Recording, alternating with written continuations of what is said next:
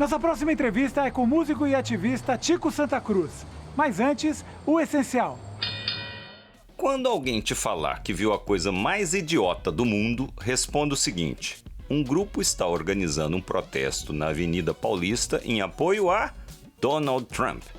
O movimento Juntos pelo Brasil quer mostrar que apoia os irmãos conservadores americanos e não quer ver a Dilma dos Estados Unidos na presidência.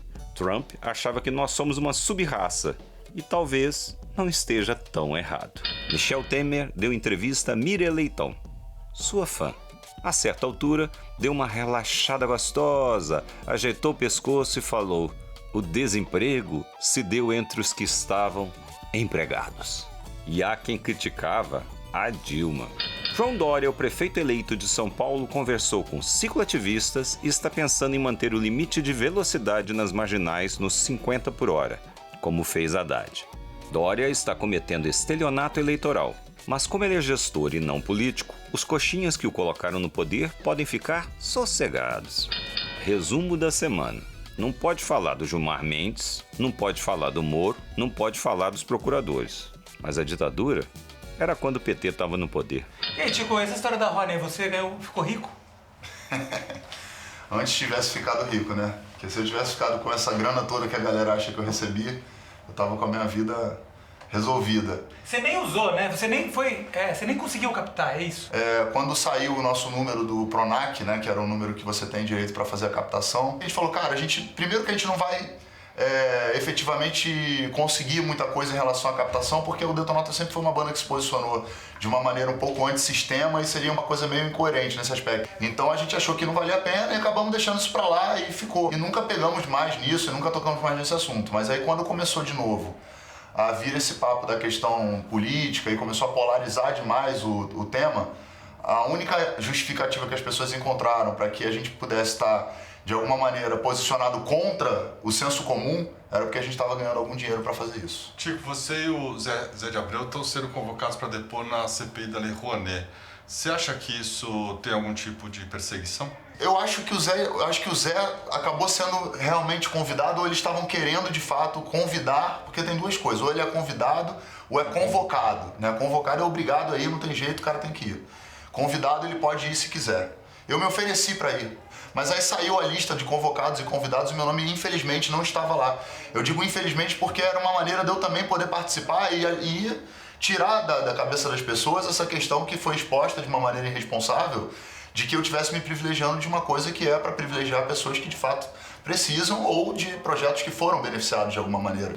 O que você acha que aconteceu com o Lobão? Eu prefiro que um artista se posicione como ele se posicionou, mesmo com todas as coisas com as quais eu não concordo, do que fique em cima do muro fingindo que tá tudo bem e acariciando, sabe, o lobo e na frente do público fazendo um outro papel. Na verdade, o Lobão, no momento em que ele mistificou essa questão da Lei Rouanet como a bolsa artista, ele criou, por um lado, o questionamento em relação a essa lei, que é uma lei da época do Collor. Então, assim, eu acho que nesse aspecto poderia ter sido até bom para poder se questionar se essa lei não poderia fomentar mais a cultura e ajudar as pessoas que de fato precisam, não só os grandes artistas.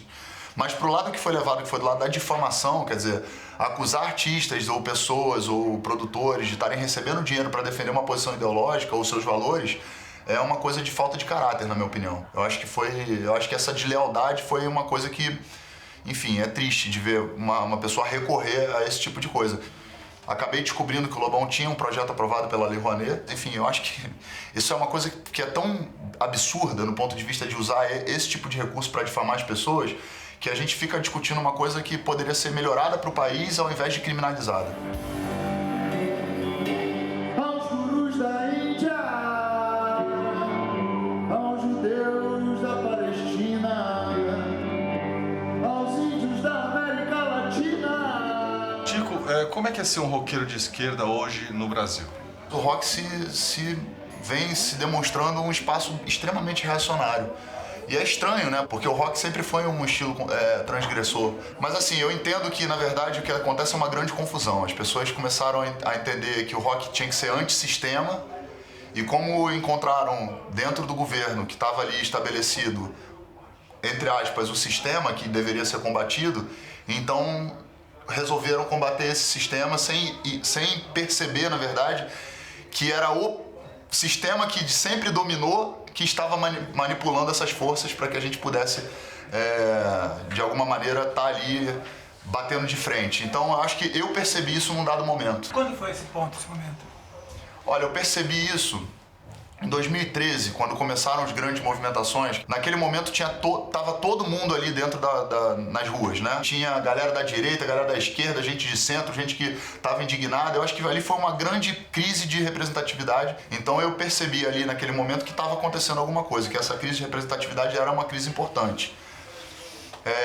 Eu fui uma das pessoas que estava assumindo uma identidade até certo ponto quase fascista, porque como eu tinha um viés anarquista, falei que não queria, que não podia deixar levantar bandeira de partido e que as pessoas não podiam deixar os partidos se aproveitarem disso e tudo mais. E o Jean Willis, que é um amigo meu, me chamou num canto assim, discretamente, falou: ó, cuidado que esse negócio de falar que não tem partido, que não tem liderança, que não tem isso, não tem aquilo, isso é um viés para o fascismo se apresentar como forma de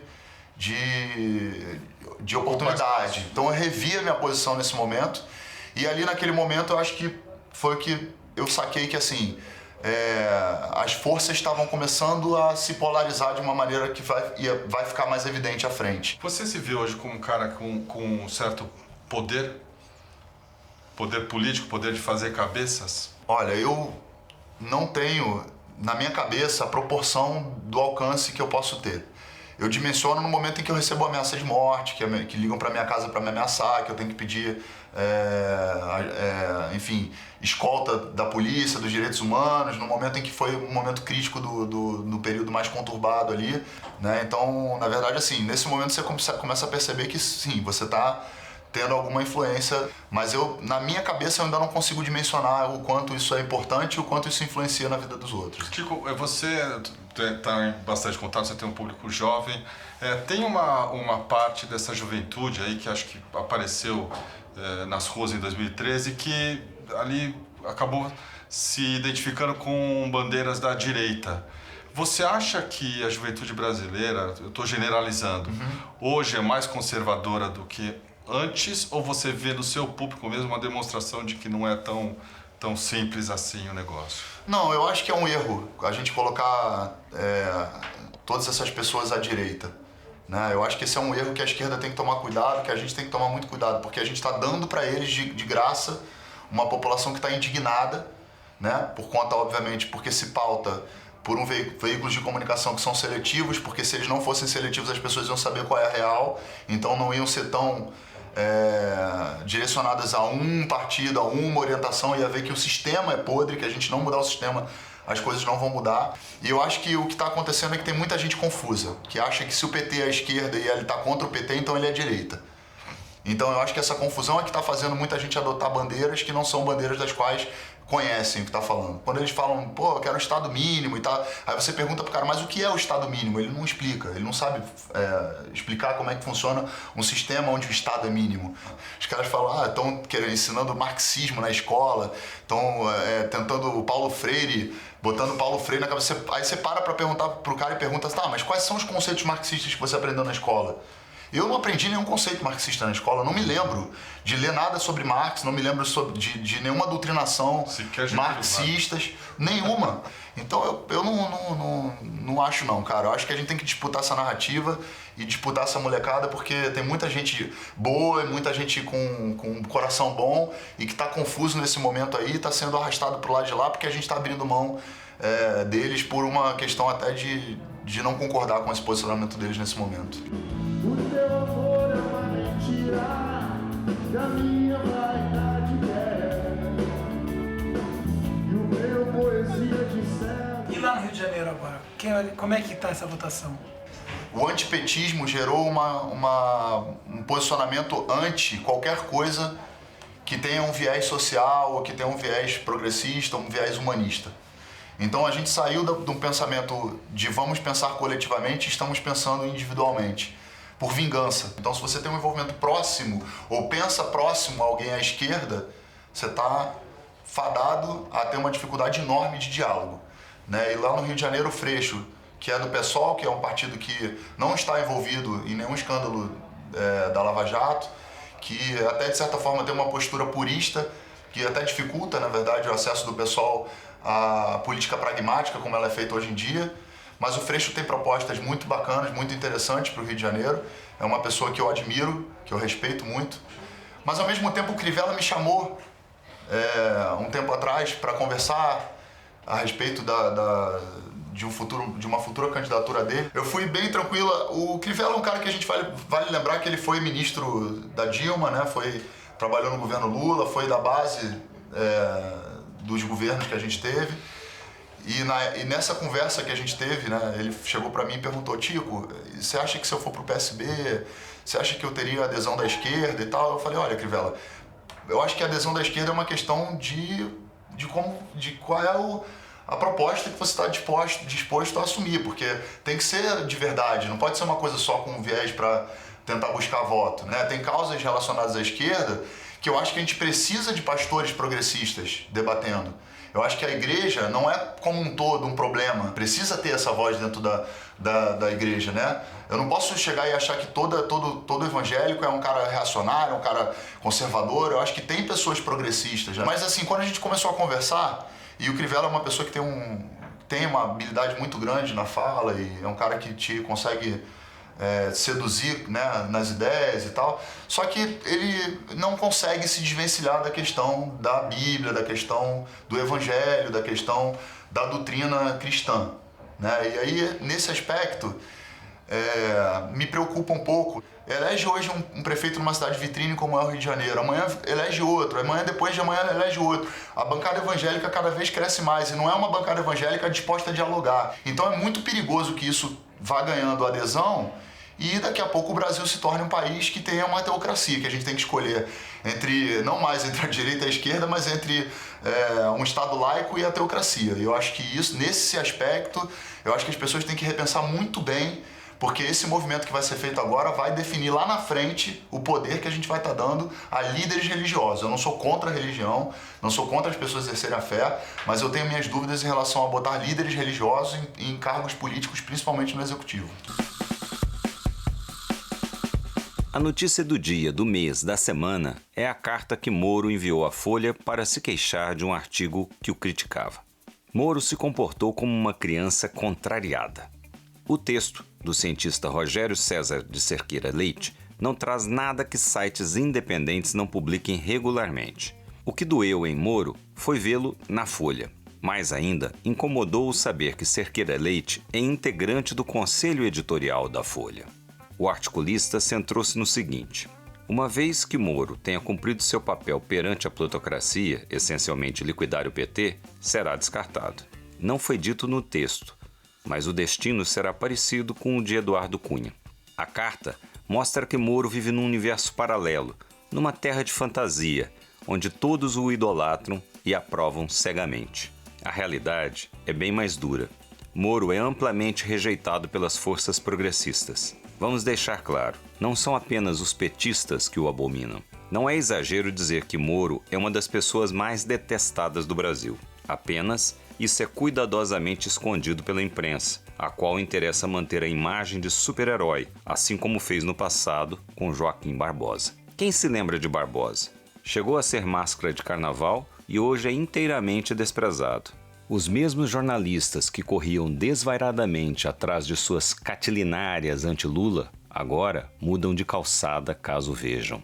Um detalhe curioso do caso é que Moro deixou claro que se impressionou pelo fato de Cerqueira Leite ser do Conselho da Folha. Aí se revelou sua ignorância sobre o funcionamento das empresas jornalísticas. Conselhos editoriais são inoperantes. Não decidem nada, não mudam nada. Os conselheiros reúnem-se raramente por motivos muito mais sociais que editoriais. Todas as questões realmente relevantes são decididas pelos donos, pelos barões. Moro certamente esteve mais vezes com Otávio Frias, o dono do jornal, do que Cerqueira Leite ou qualquer outro conselheiro. Moro demonstrou que não se interessa por opiniões diferentes das trazidas pela Globo ou Abril, ou pela própria Folha, descontando o ponto fora da curva de Cerqueira Leite. Ele teria uma visão menos ufanista de si próprio e da Lava Jato se enriquecesse suas leituras para além da Veja, do Globo, Estadão, etc, etc. O imperador Júlio César empregava um romano para gritar para ele: "Careca, careca!", no meio da multidão que o adorava. Era um meio de não esquecer sua humanidade. Moro talvez pudesse pensar em algo parecido. Repito, ele não sabe, mas é um dos brasileiros mais detestados. Semana que vem, a gente se vê novamente. Até lá!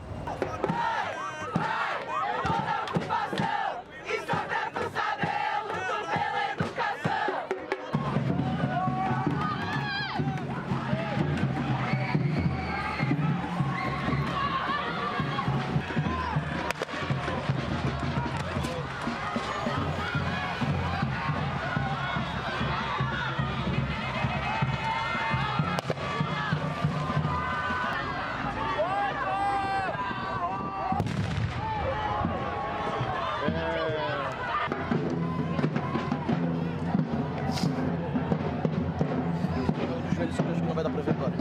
Deixa eu ver. Nossa, que pegou no nervo. Caralho. Caralho, pegou bem na trave, cara.